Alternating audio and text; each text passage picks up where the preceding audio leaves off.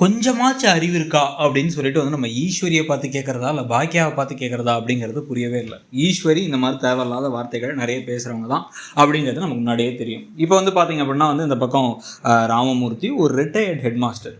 இவருக்காச்சும் ஒரு பேசிக் அறிவோடு இருக்கணும். அதாவது என்னதான் இருந்தாலும் வந்து ஒருத்தவங்களுடைய பர்சனல் விஷயம், நம்ம பேர பிள்ளைங்களாக இருந்தாலும் கூட குழந்தைங்கிறது பர்சனல் விஷயம். நம்ம வந்து அவங்கள்ட்ட ஒரு தடவை சொல்லலாம், 2 தடவை சொல்லலாம். அதை தாண்டி மூக்கை கொண்டு போய் உள்ளார நுழைச்சிட்டு இருக்கக்கூடாது அப்படிங்கிறது அவங்க வந்து தெளிவாக சொல்லவும் சொல்லிட்டாங்க.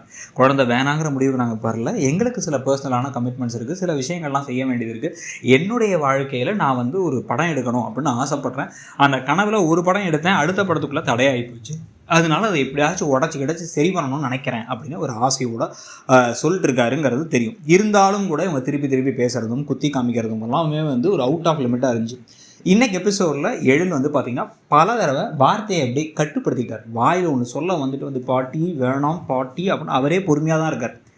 டக்குனு வந்து போமா ஒன்னாலதாமா எல்லாம் அப்படின்னு பேசியிருக்கலாம். ஆனால் பேசவே இல்லை. ஒரு இடத்துல மரியாதையை விடலை, ஒரு இடத்துல கோபத்தை வந்து தன்னுடைய லிமிட்டை தாண்டி போக விடலை. சரியான யோசிச்சு தான் வார்த்தையை சொல்கிறார். அதாவது என்னன்னா மற்றவங்களை காயப்படுத்துகிற விஷயத்தை திருப்பி செய்யாதீங்கன்னு தான் சொல்கிறார். ஆனால் இந்த குடும்பமே சேர்ந்து ஒரு பூமர் குடும்பமாக மாறி பாகியலட்சுமியில் ஆரம்பித்து தாத்தா வரைக்கும் எல்லோரும் என்ன பண்ணுறாங்கன்னா அது பொறுமையாக இருப்பேராண்டி பொறுமையாக இருப்பா அப்படிங்கிறாங்க.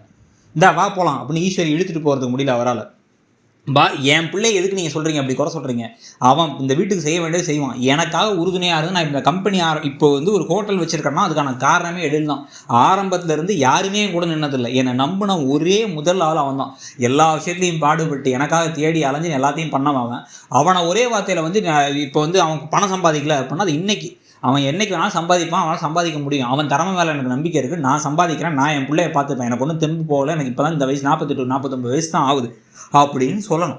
ஆனால் அதை சொல்கிறத விட்டுட்டு எழில் பொறுமையாக இருப்பா, எழில் வார்த்தையை விடாதப்பா, வார்த்தையை கொட்டிடாதப்பா அப்படிங்கிற அங்கே வார்த்தையை கொட்டி கடைசியில் வந்து ராசி இல்லாதவன் கேவலமாக பேசிகிட்டு இருக்காங்க. இப்போ இதில் வேற வந்து அதில் வந்து உங்கள் மாமியாரை கட்டுப்படுத்த முடியல. அந்த அம்மா வந்து ஜெயிலே கடந்துருக்கலாங்கிற அளவுக்கு பார்க்குற எல்லாத்துக்கும் கோவம் வருது. ஆனால் அவங்கள பார்த்து சொல்லாமல் திருப்பி எழில் வீட்டை விட்டு வெளில போ அப்படிங்கிறீங்க. அப்புறம் அழுதுகிட்டு இருக்க போகிறீங்க. இப்போ இந்த சமயத்தில் எழில் கேட்க வேண்டியதெல்லாம், நீ எல்லாம் ஒரு அம்மாவாமா? அதாவது பிள்ளைங்களுக்கு ஒன்று அப்படின்னா அது துடிச்சு போய் அப்படியே துடிக்கிறது தான் ஒரு அம்மாவுடைய சுபாவம், ஒரு அப்பாவுடைய சுபாவம். தான் ஆடா விட்டாலும் தன் தசையாடும் அப்படின்ட்டு இவ்வளோ தூரம் கேவலமாக பேசுகிறாங்க. பேசுகிறவங்கள்ட்ட பேசுகிறத விட்டுட்டு அவங்களுக்கு புரிய வைக்கிற வரைக்கும் நீ வெளியே இருந்து சாதிச்சுட்டு வா, ஒன்றால் முடியாதுங்கிறாங்கல்ல, உன்னால் முடியும்னு காமி அப்படிங்கிறதெல்லாம் முட்டாள்தனம். இது என் வீடும் தான், என் வீட்டை விட்டு நான் வெளில போக சொல்கிறதெல்லாம் எவ்வளோ பெரிய அயோக்கியத்தனம்.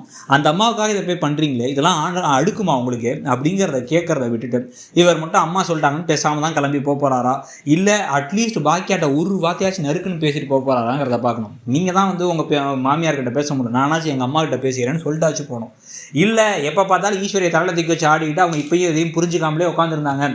அப்புறம் ஈஸ்வரிக்கு உடம்பு சரியில்லை திருப்பி வந்திருப்பான்னு எழில கூப்பிட்ற மாதிரியும் எழில் தனியாக சாதிக்கிற மாதிரியும் கதையை கொண்டு போகலான்னு முடிவு பண்ணிட்டாங்கன்னா கொடுமையாக தான் இருக்கும். இன்றைக்கி எபிசோடு இன்றைக்கி இருந்த வசனங்கள், அந்த குடும்பம் நடந்துகிட்ட விஷயம் எல்லாமே வந்து மோசமான மட்ட ரகமான விஷயங்கள். நாளைக்கும் அதில் வந்து ஒரு நல்லதாக நடக்கும் அப்படின்னு ஒரு நம்பிக்கையே இல்லைங்கிற மாதிரி தான் தோணுது. உங்களுக்கு என்ன தோணுதுங்கிறத சொல்லுங்கள். தேங்க்யூ.